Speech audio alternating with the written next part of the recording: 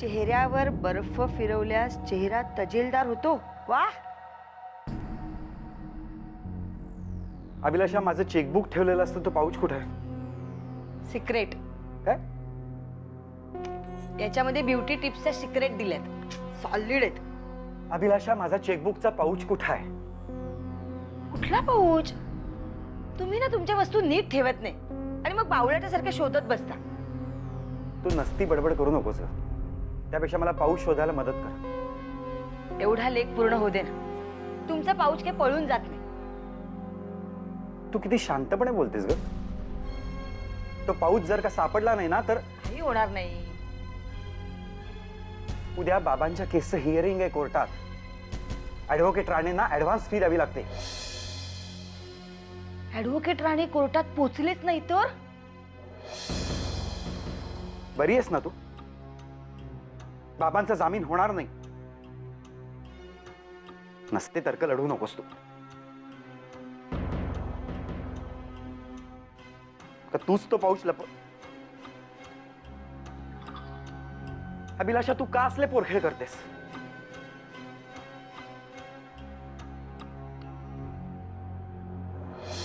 माझ्या घरची काळजी वाटते म्हणून. ती जर का असती ना तर तू माझी अशी अडवणूक केलीच नसतीस.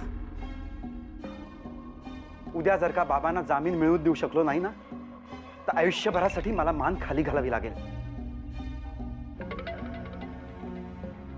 आणि सगळे पैसे त्यांच्यावर खर्च करून आम्ही रस्त्यावर आलो तर तुमची मान फारच उंच होणार आहे का?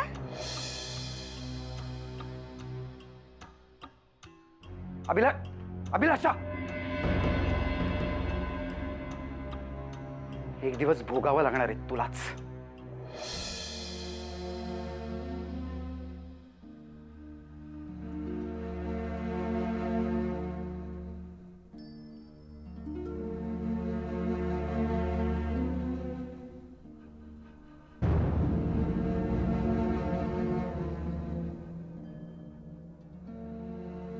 ॲडव्होकेटच्या फीसचं टेन्शन आहे ना काका? काळजी करू नकोस, व्यवस्था झाली आहे.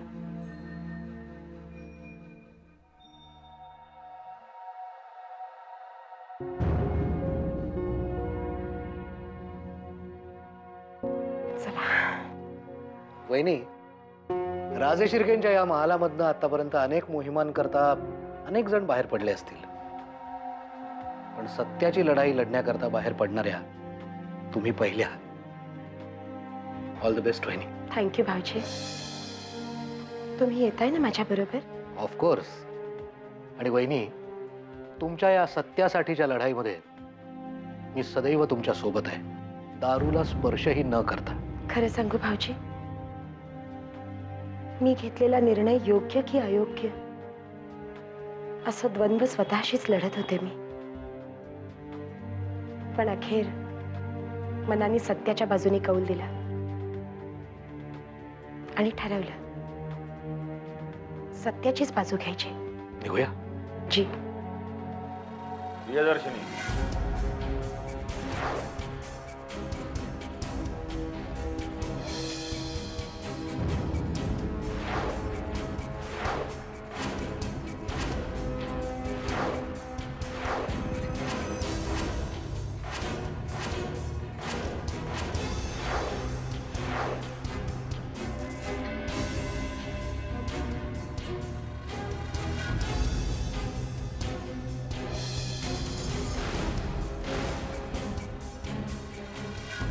वहिनी, अजिबात घाबरू नका. तुमच्या ताकदीचा या लोकांना अंदाज आलाय. म्हणूनच समस्त राजे शिर्के खानदानाला तुमची वाट अडवणं गरजेचं वाटतंय. नीलराजे, राजघराण्याचे काही नीती नियम असतात, ते तुम्ही पाळत नसलात तरी इतरांना ते बंधनकारक आहेत.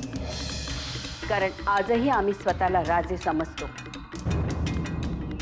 प्रियदर्शनी, अजून विचार करा.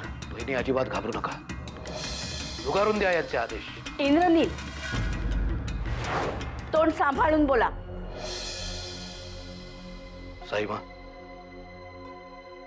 माफ करा, आम्ही बोलतो. साईबा, यामध्ये तुमची सुद्धा चूक आहे. तुम्ही वेळच्या वेळी जर रणवीर राजांना अडवलं असतं तर आज वहिनींना अशा पद्धतीने अडवण्याची वेळच आली नसती तुमच्यावर. निर्भया, मी आपल्याच घराण्याविरुद्ध का कारस्थान रचताय? आमचंच चुकलं. भावाच्या नात्याने वेळोवेळी त्यांच्या कृत्यांकडे दुर्लक्ष करत गेलो. त्यावेळी भावना विवश न होता जर आम्ही भावना विवश, संपत्ती सम्राट आणि भावना विवश.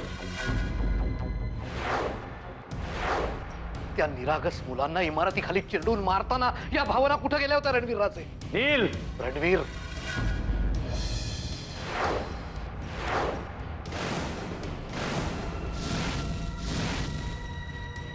प्रियदर्शनी, पाहताय ना, तुमच्या एका निर्णयामुळे भावाभावात वाद सुरू झालेत.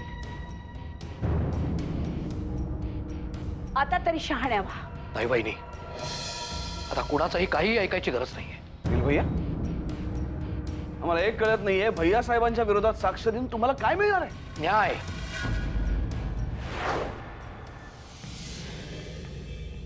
डी.व्ही. देशमुखांसाठीचा, एका सामान्य माणसासाठीचा न्याय. निर्भया, तुम्ही आपल्या बिझनेसमध्ये लक्ष घालावं, आम्हाला मदत करावी अशी आमची अपेक्षा कधीच नव्हती. पण आम्ही जे मोठ्या मेहनतीने उभं केलंय, मिळवलंय, किमान त्याच्यावर पाणी तर फिरू नका. आता प्रियदर्शनीनं आपलं ऐकलं तरच सगळे प्रश्न निकालात निघतील.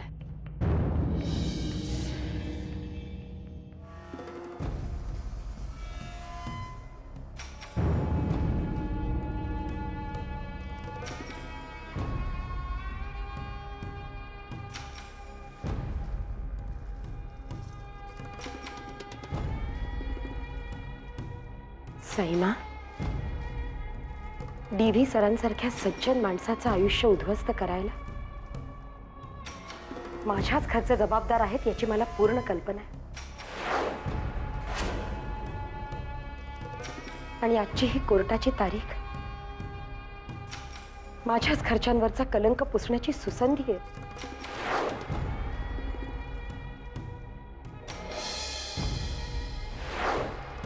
असं मी मानते. मला तुम्ही आशीर्वाद द्या.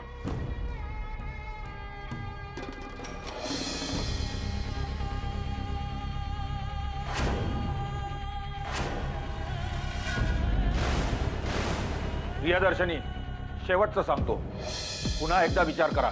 वहिनी, आता नका ऐकू कोणाचं. मी कळकळीची विनंती करतोय तुम्हाला. जा तुम्ही.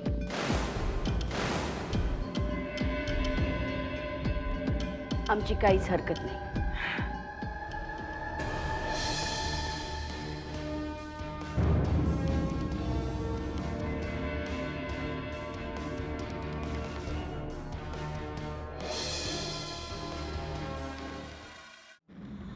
पण एक लक्षात ठेवा, या क्षणापासून राज शिर्क्यांची दुसरीही सून मेली असंच आम्ही समजू.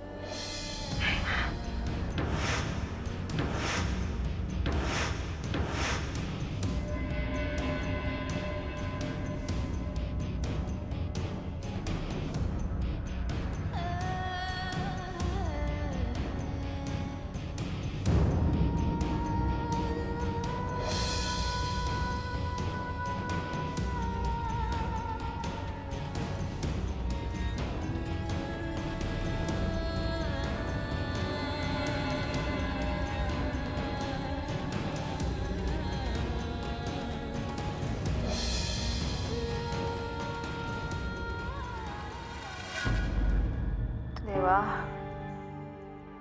आज बाबांना कोर्टात हजर करणार आहेत. त्यांना जामीन मिळू दे रे बाबा.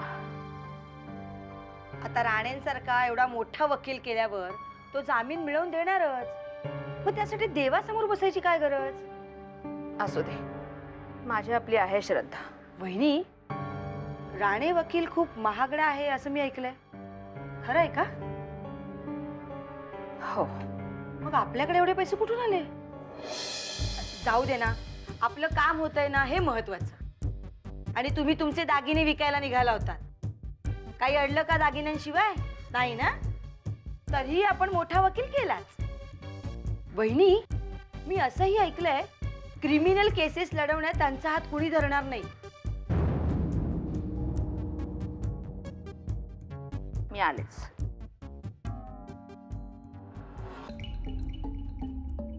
कशाचा पत्ता लागून देत नाही. राणे आज बाबांना सोडवतील, पण पुन्हा बाबा काही घोळ घालणार नाहीत एवढी सुबुद्धी दे रे त्यांना. राजे, आपण जिंकलो. कशाबद्दल बोलता मॅडम? डी.व्ही. देशमुख काय झालं त्याचं? जामीन नामंजूर केलाय कोर्टाने. आत टाकलाय. काय सांगताय का म्हणे? Great great news.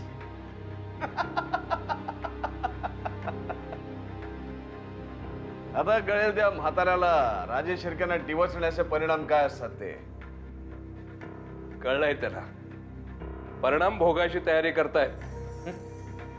नाहीतर त्या जेलमध्ये बसून दुसरा उद्योग काय त्याच्याकडे. वा, चांगली बातमी दिलीत म्हणे. भैया साहेबांना सांगितलं का? नाही, तुम्हीच सांगा त्यांना. ठीक आहे, आम्ही सांगतो. निघा तुम्ही. येतो.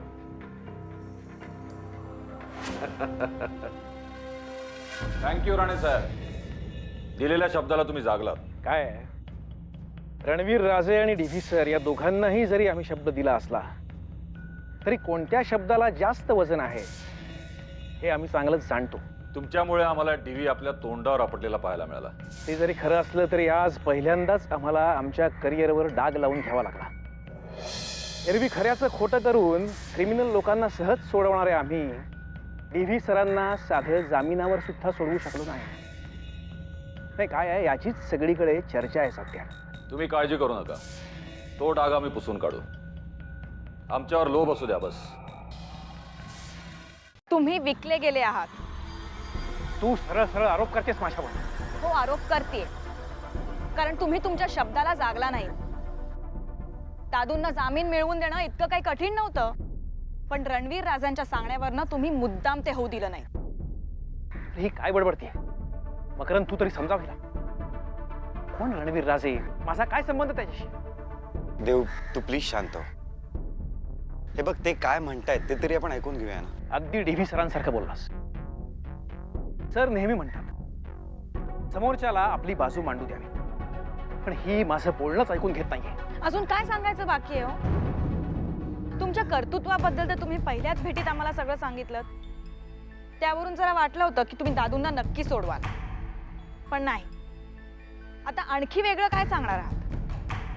हे बघ, तुझा काहीतरी गैरसमज होतोय.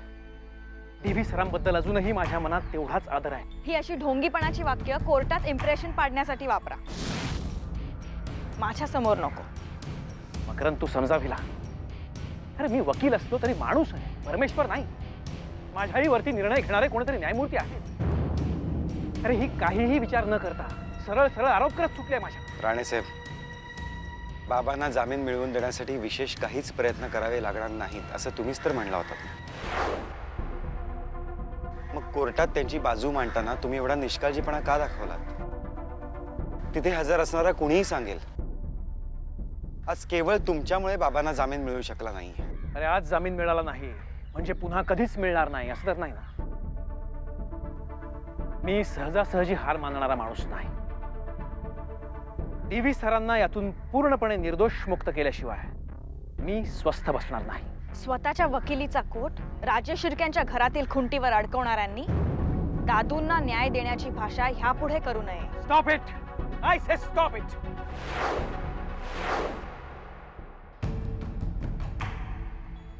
तुला माहितीये तू कोणाशी बोलतेस ते?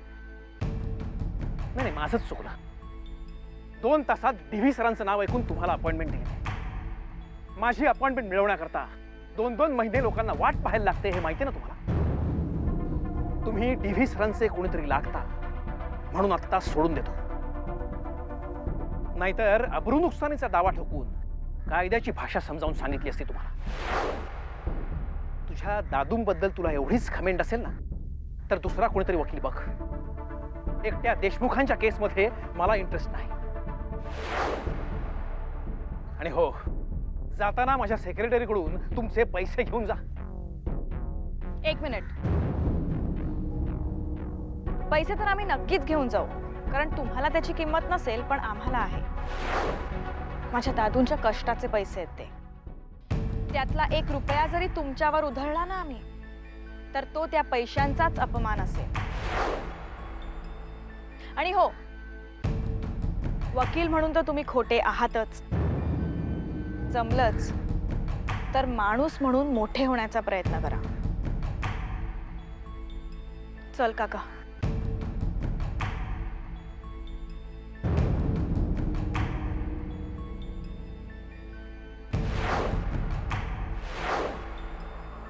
नमस्कार. कधी आलात? आताच तुमचं फोनवरलं बोलणं आटोपण्याची वाट पाहत बसलो होतो. आमची वाट पाहत होतात का मुख्याध्यापक व्हायची वाट पाहत होतात? जाऊ द्या, थट्टा केली. अहो, तुमच्यासारखी माणसं थट्टा करतात म्हणजे आमचं भाग्य थोरच म्हणायला हवं. हो, आपलं भाग्य थोर म्हणायला हवं. ही आज डीव्ही जेलमध्ये आहे. आता बसू दे त्याला जेलच्या भिंतीवर आपलं बौद्धिक तत्वज्ञान खरडत. म्हणजे डीव्ही सर आता कधीच बाहेर येणार नाही. त्यांच्या अस्तित्वाला शह देण्यासाठी आम्ही नव्या मुख्याध्यापकाची नेमणूक करत आहोत.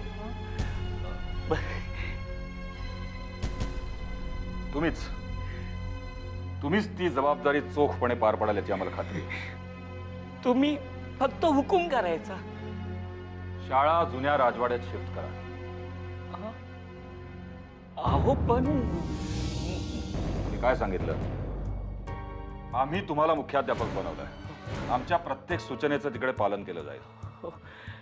पहिली सूचना अशी आहे की शाळा राजवाड्यात शिफ्ट करा.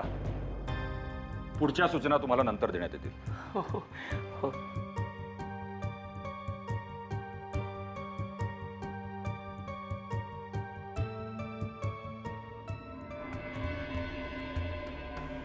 नमस्कार मोरे सर.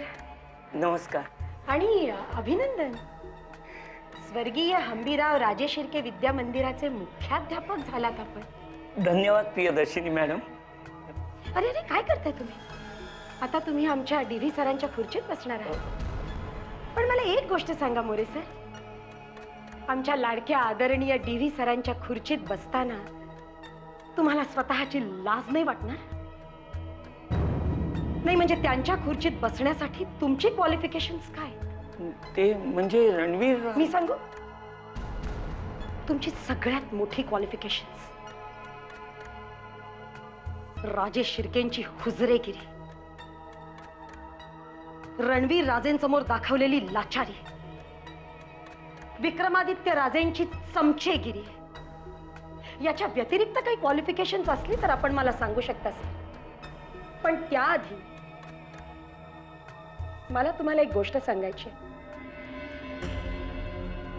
एखादा शेतकरी दिवसभर शेतामध्ये राबतो, काबाड कष्ट करतो आणि संध्याकाळी दमून घरी परत जाताना आपल्या शेतामध्ये तो एक बुजगावणं उभं करतो. डीव्ही सरांनी ही संस्था अशीच खूप कष्टाने उभी केली, मायेने उभी केली. आणि ते इथे नसताना रणवीर राजेंनी तुमचं असंच एक बुजगावणं इथे उभं केलंय. त्यामुळे स्वतःच्या मर्यादा ओळखून वागा आणि निदान आमच्या समोर तरी मुख्याध्यापक म्हणून मिरवण्याची चूक करू नका तुम्ही. येऊ शकता.